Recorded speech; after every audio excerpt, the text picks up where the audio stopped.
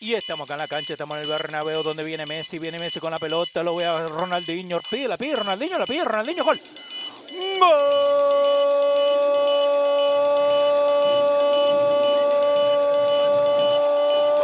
O toque de cabeça, olha chance, olha gol! Gol! Golaço! ¡Qué golazo!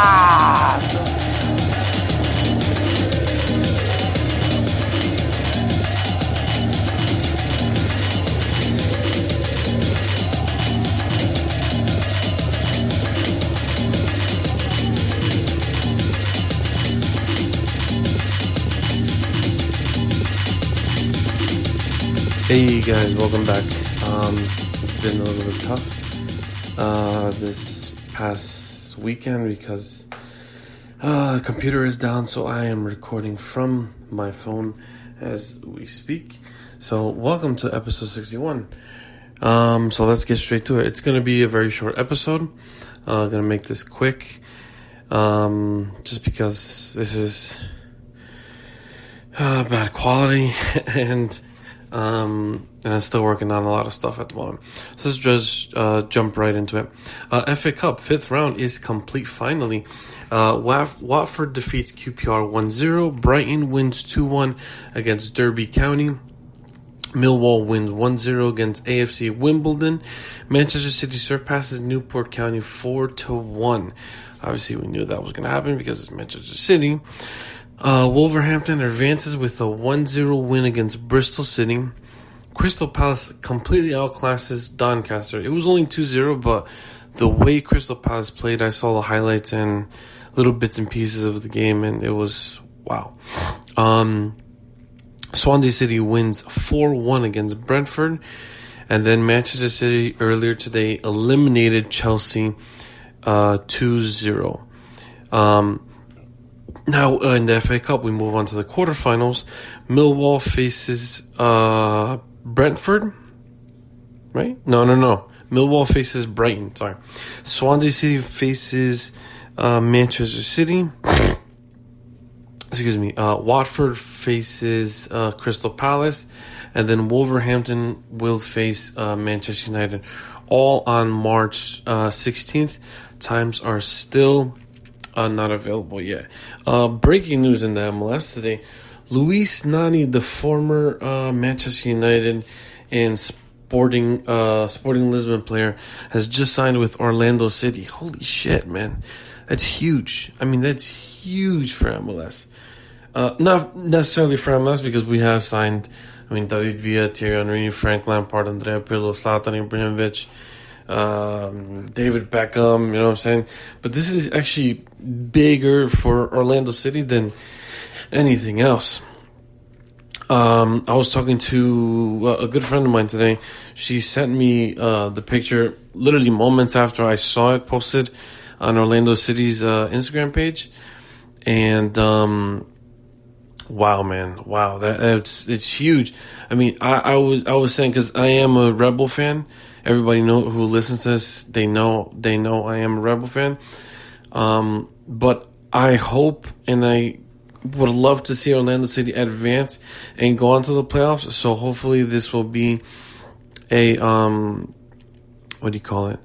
a huge boost for Orlando City, so that maybe they can get into the playoffs this time around in the MLS, and see where it goes, because MLS is growing more and more, and it would be sad to see Orlando City just fall back and be one of those teams where they just never make it. You know what I'm saying?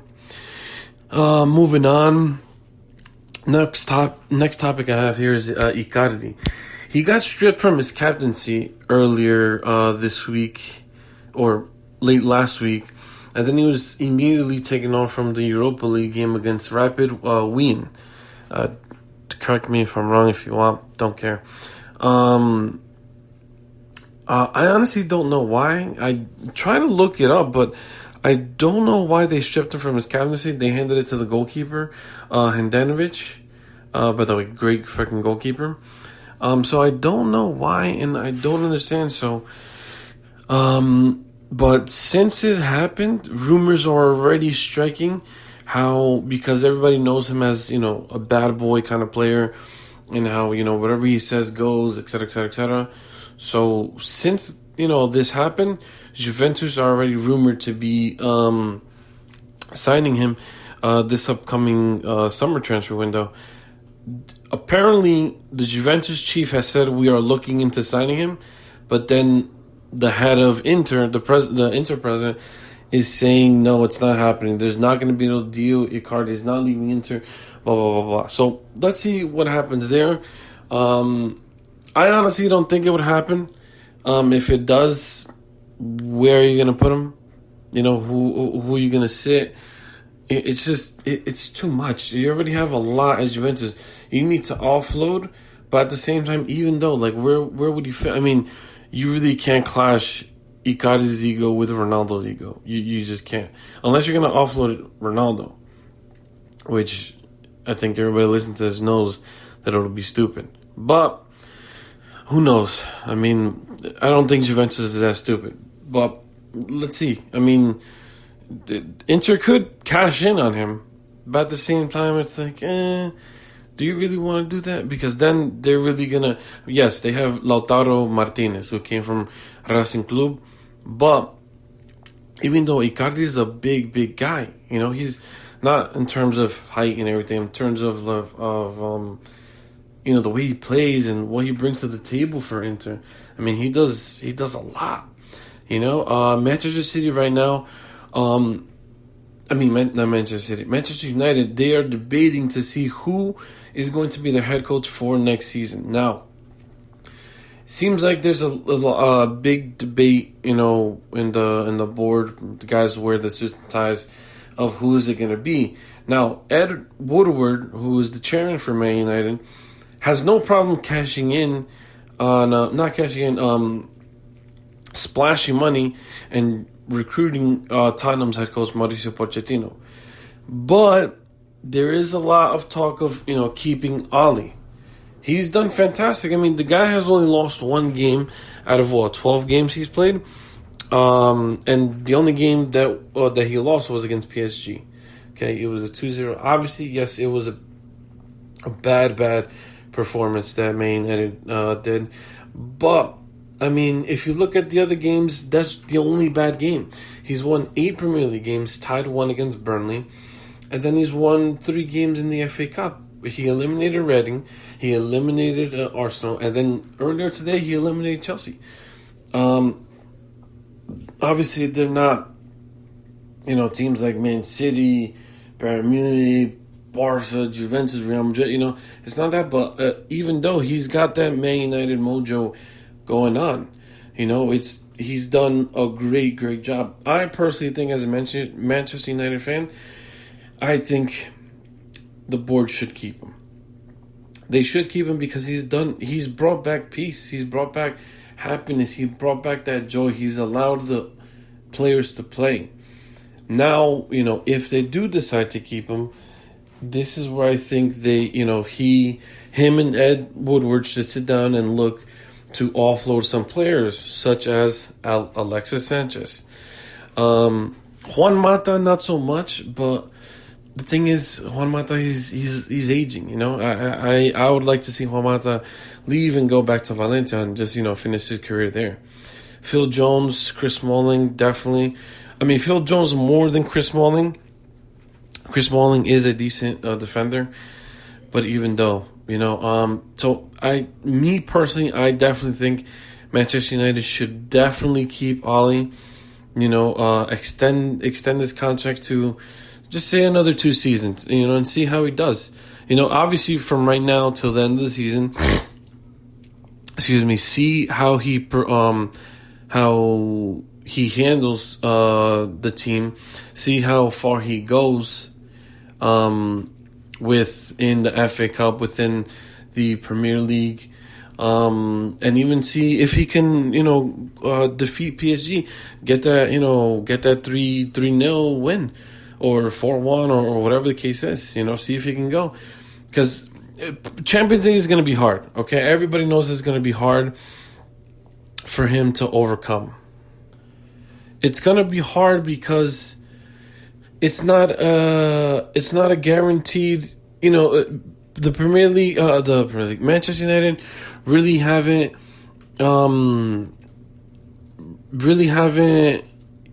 got. They don't have a Premier League team. You know what I'm saying? And they're still competing at Premier League. They're still competing in the FA Cup.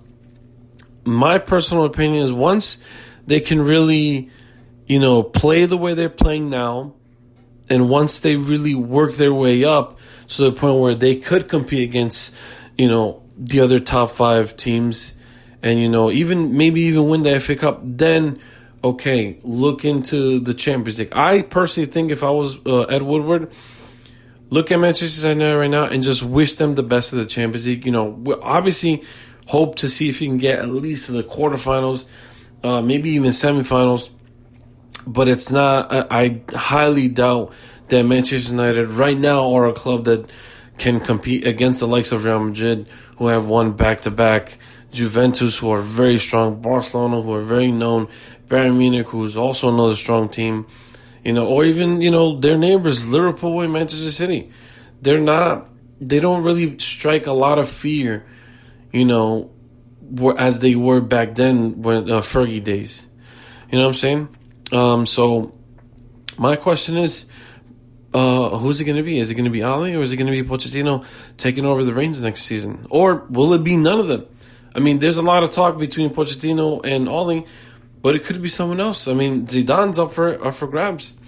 Guys, Champions League is back this week. Thank God, because we really love Champions League. Lyon hosts Barcelona, while Bayern Munich will travel to Anfield and face Liverpool. 2 very good games tomorrow, 3 p.m. Eastern time.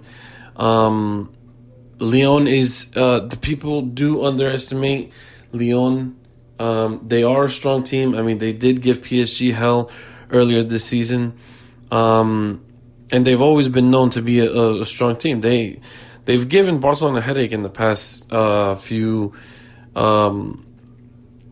times that they faced each other in the Champions League. So let's see what happens tomorrow. Then Bayern Munich against Liverpool. That is a great mouth-watering game. I mean, you got Shaqiri coming back to where he used to play.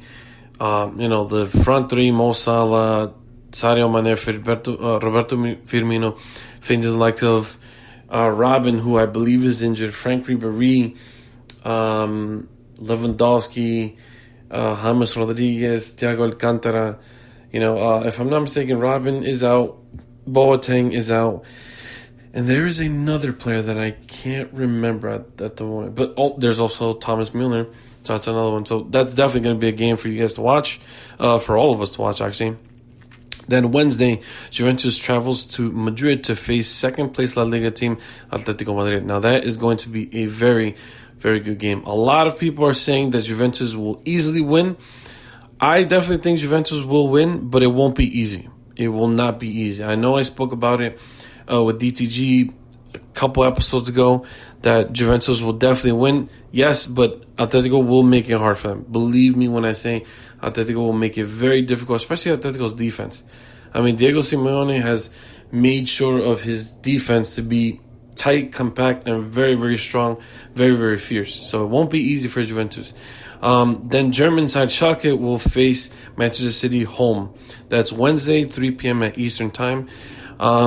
No disrespect to Schalke. I know they will give Manchester City a headache, but I highly doubt that Schalke comes on top, unless Man City have a horrible day and Schalke is just like injected with all this freaking confidence, and they'll overcome Manchester City. I don't know if you guys heard about this, but Nantes, the club where Emiliano Sala was coming from, are threatening Cardiff City for the payment of Emiliano Sala. My question is how and why? Like, what the fuck? How much of a heart don't you have to realize the situation? Like, why? Why are you asking for the money? That doesn't make sense. It's very offensive, very disrespectful, and it's like you don't even give a shit that the player that you were that you sold passed away. Like, I get it. I get it when it comes to business. But even though you got to remove business aside and, look at it from a humane perspective. It's like that. When I read that, I was so angry and so upset. Like, bro, are you kidding me? Are you guys really asking for the money of a deceased player? And then Cardiff City, having the heart that they do, they are actually offering to pay. But they are looking into legal action and all this other stuff. But they are willing to pay. But not this is just demanding for the money. It's like, bro, come on, have a heart, man. Last episode I finished with the 2030 World Cup. So I don't know if you guys listened to it, but it's Argentina, Paraguay, and Uruguay who originally, for the past, if I'm not mistaken, 3 years have announced that they want to host the World Cup due to the fact that the first World Cup was held in Uruguay. So it'll be 100 years later because the first World Cup was in 1930. So now, 100 years later, the final would be held in Uruguay. But they face competition from Great Britain, which is England, Wales, Scotland, and they are teaming up with Ireland. So all 4 countries are placing a bid to FIFA to host the World Cup 2030. Now, could it be a better group to host it in Europe or to host it in the South American trio?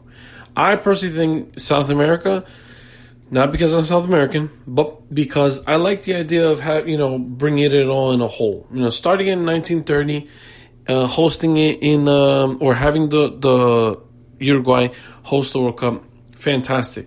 Bringing it back to Uruguay, it gives it some significance, of the World Cup and bringing it back to Uruguay.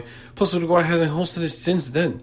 So it'd be nice to, for Uruguay, Argentina, and if I'm not mistaken, I'm pretty sure, I'm almost 100% sure Paraguay has never hosted it. So it would be great. It'd be great. Plus, the infrastructure is already there for all 3 countries. Obviously FIFA has their rules, so they would have to update it a little bit. But even so, and on top of it, it'd be great because at this point, we don't have just 32 countries. We have more than that. So, me personally, I'd like to see it in Argentina, Paraguay, and Uruguay. Then, 2034, 2034, it'd be great to move it on to Europe, or another group of, of nations that pretty much live for and breathe for football. So that'd be great. Just ahead of the Copa America, Juan Carlos Osorio steps down as Paraguay manager. Just after signing back in September, it's only been 5.5 months. He states, for my own family reasons, unfortunately, I can't continue in the job.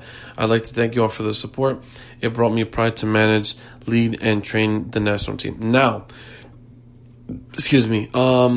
I know they just hired a new coach. I know his name is Toto, something like that. Eduardo Toto. I have no idea. But, all right, that's great that they hired somebody, but it's also bad. Why is it bad? Because the Copa America is in June. He has to do his homework, study overnight, and just look for players and study players and watch players. That's a lot of stress on a head coach. That is a huge amount of stress on a head coach. You have what? It's forget about February. March, April, May, June. You got basically 2.5 months. Only 2.5 months to prepare your team to go to the Copa America. Now, I'm not saying that the Paraguay is not a contender for the Copa America, but you never know. I mean, this could be a blessing in disguise for Paraguay. But even so, it's still a lot of pressure for this head coach, and his name is he's coached in La Liga. He's coached Celta Vigo, Sevilla, and Athletic Bilbao. There we go. Eduardo Berizzo. But his nickname is Toto. So Eduardo Toto Berizzo. So, and he's also from Argentina. So I guess, that experience definitely kicks in. I mean, being from Argentina, coached 3 huge teams in the league. I mean, Celta Vigo's very big. Sevilla, definitely. Athletic Bilbao, I mean, that speaks a lot. You know what I'm saying? So it's great, but it's also going to be a struggle for the head coach Berizzo, because like I said, he only has 2.5 months left. To prepare for the Copa America, to make sure Paraguay is a contender and that nobody's going to just push them around. And usually it never happens, despite who they have in coach and despite who's on the roster. Paraguay is always a headache. By the way, the Copa America jerseys will be releasing very soon, so do not forget to shop with us for a Copa America jerseys. So Argentina, Uruguay, Ecuador, Peru, Brazil, Paraguay, Venezuela, Bolivia, all these countries, Japan, Qatar even. Don't forget to follow us at MDF Merchandise, and you can shop your jerseys there. By the way, we are doing a contest right now, so check out any of our social media platforms. It's at Golazo FP on Instagram and Facebook, at MDF Merchandise. We are doing a jersey giveaway. All you have to do is just like the post, follow the pages that are tagged in our caption, and just tag 3 football fans in the comment section, and you could be qualified to win a free jersey. Literally, it'll be your choice. If you win, we'll send you a message. We'll ask you what team you want, what size. We'll get it for you, and that's it. But you have to follow those steps. Last thing I want to talk about before I end this episode. I know it's short, but it's because my laptop crashed, so I am going to fix it, but blah, blah, blah, blah, blah. MLS Legend has come out recently and claimed that MLS, from now on until 10 years, would be considered between the first, second, or even third best sport in the U.S. He says, finally, Major League Soccer is very close to the others. I believe that now baseball in my country is for the older generation. Young people don't watch much baseball. American football, which is the NFL, also has issues with security and health. I'm guessing because of the Kaepernick and all this other stuff, if you do follow NFL. Basketball, which is the NBA, is in a good phase, but MLS is really growing. I'd say the business aspect of it will grow, but personally, I don't think it could be considered up there with one of the best sports in the country. It's very hard to come into the U.S. and just think that, air quotes, soccer will not take over, but will be up in the top 3. I doubt it. I mean, when it comes to the NBA and the NFL and the MLB, there's just so much. When it comes to the United States, it's more about the money. It's more about the attraction. And football, world football, is not about commercials. Where the Super Bowl is and the NBA is, and it's not about All-Star, where MLB have their All-Star games, NBA has their All-Star games. I'm not 100% sure with the NFL, but the MLS, we have the All-Star games, but it's not a huge thing, in the football world. I mean, yes, it's like for us, we go crazy, in FIFA, where it's All-Star, this guy played whatever, but it's not like it's just not. It's made fun of. It's a joke to everybody in Europe and South America. It's like, no, what are you doing? Like, that's more for charity matches, where like the Man United legends will face the Bayern Munich legends, or Barca legends face the Real Madrid legends. It's more of a charity thing. It's not a thing of the players who are currently playing. So, me personally, I completely disagree with him. I don't think it would happen. It's just, it's not. It doesn't seem like it would happen unless we really give a lot of viewership from Europe and we bring in a lot of players and we finally get promotion relegation, where, us fans here in the MLS have been wanting for a long time. And on top of that, what the advantage of this country is that we have 50 states. Okay, we have 50 states. We can get more than 20 teams. We can get more than 25 teams. We have the ability and the infrastructure and the land. We have everything, in this country for this country to be bigger, meaning the MLS. But I don't know. It's tough. Guys, thank you very much for listening to this. For the 3 people that are listening, thank you very much for listening to episode, what is it, 61, right? Episode 61. Hopefully by Wednesday when we go to the restaurant, Brazil Paradise Grill, guys, don't forget to drop in. We do give out free jerseys to anybody who comes into the restaurant.